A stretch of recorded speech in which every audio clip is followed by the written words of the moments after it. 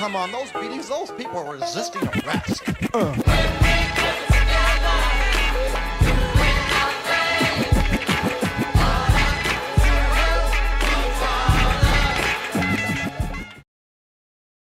Okay, this is a video for the CCA CRA. It's a $15 single dynamic driver that is quite impressive. KZ is really nailing it. I did contact them prior to doing this video to clarify that this was tuned by them or somebody else. They said that it was definitely tuned by them. I'm not going to get tripped up on that again. The CCA CRA is the best tuned CCA set to date, in my opinion.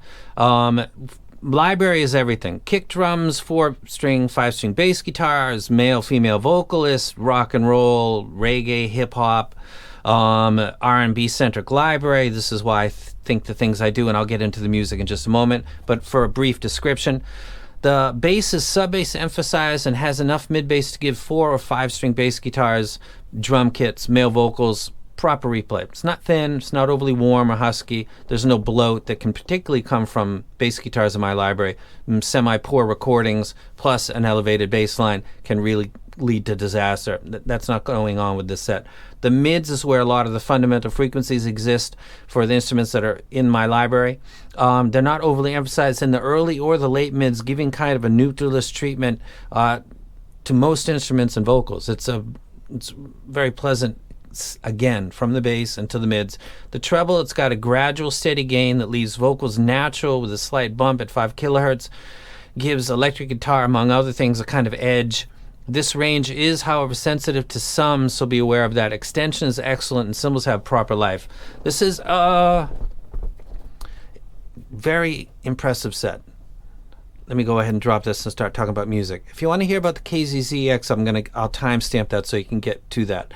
The bass line first is a Vocaloid intro for Big Boy, Kill Jill, and it's fine. It's not grating. It's not overly emphasized at 5 kilohertz peak, which would be an overtone, and for female vocals, it's not really doing much, giving me a problem. Like I get more for the gain region, is where the offense for a Vocaloid track would give me a problem. More energy in this area right here, something more pronounced and abrupt. It would bring the Vocaloid or really any vocals up to me in a way that I don't find to be very pleasing. This kind of gradual gain really isn't giving any problem with the Hatsune Miku part.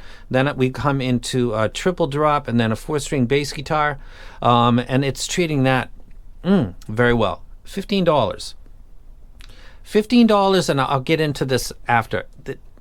If they charge double for this, $30, I don't think anybody would blink an eye because of the tuning and because of what they're going to hear when they listen to it. So that it's $15 is, I would recommend to grab it automatically. And you could also grab Crin's set, and the total would still be maybe $40. So it doesn't have to be an either or type of thing. I'll get into that later though.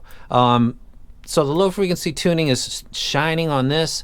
On the 4-string bass guitar, which is rapid pulls and releases, that's being done at the same time that a drummer, which is an instrument that exists in roughly the same area, the overlap of the 4-string bass guitar, it can get kind of busy for dynamic drivers.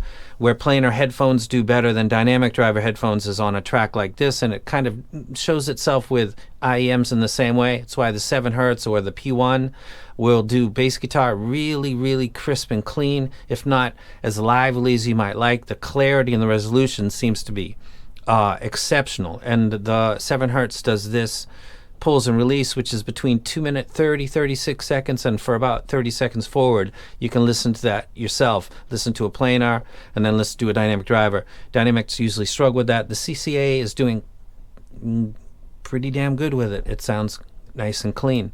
The mid bass check, which would be Sultans of Swing, sounds good. There's no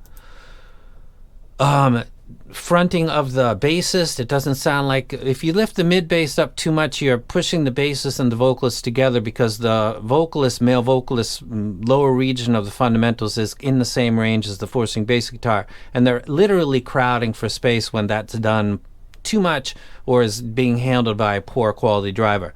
This actually sounds quite good, and I enjoyed its replay. I had no problems with it at all. Listening to Fleetwood Mac, 2 male and 2 female vocals, Christy McVie, Stevie Nicks, Lindsey Buckingham, Mick Fleetwood. I thought they all sounded good. This whole album is really good for checking vocals and choruses in the background. 1 singer, 3 in the back, 2, 2, 1. It's a great vocal centric, a lot of acoustic guitar. It was well produced. I thought this played it back well. There was no point where I thought that the 5 kilohertz was kind of getting in the way. Like, as a matter of fact, to be honest, listening to Jimi Hendrix, I just wanted to click on that album. All Along the Watchtower, as I've talked before, this is a track on this one, Electric Ladyland, that sounds like it was produced at 3 different studios or by 3 different producers or at 3 different times, and that might be the case. If anybody knows the history of the track, let me know, because the beginning of it sounds quite poor, the middle sounds better, and the end sounds very good. It's very interesting, and the better that the driver is performing, the more easy it is to pick up that this is a kind of a chopped up track. And I believe it's got 3 electric solos in it as well.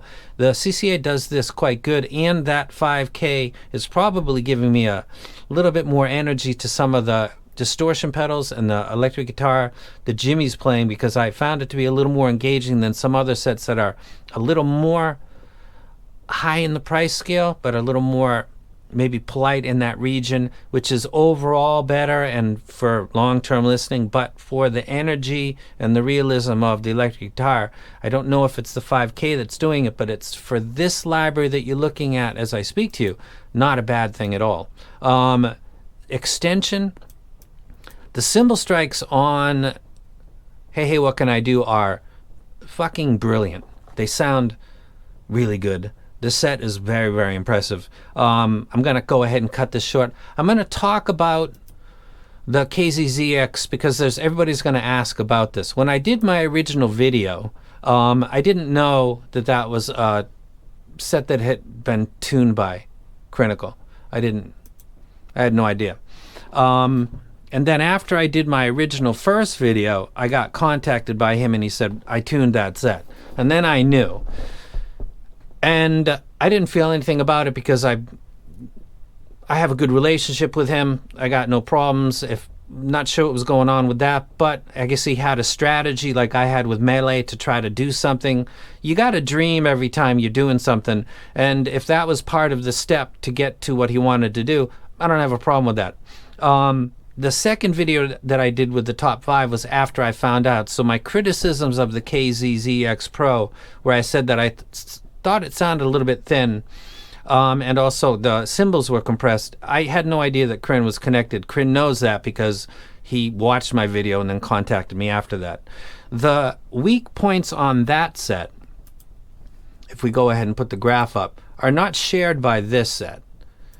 If we go ahead and drop this one, this is the area that's being de-emphasized by the ZEX Pro relative to the CCA CRA. And let's admire for a second that we've got one set that's a collaboration with a famous influencer that'll cost you $25 to $35, and then you've got the best dynamic driver that they've released, their attached brand, for $15. You can get both of these for about $40.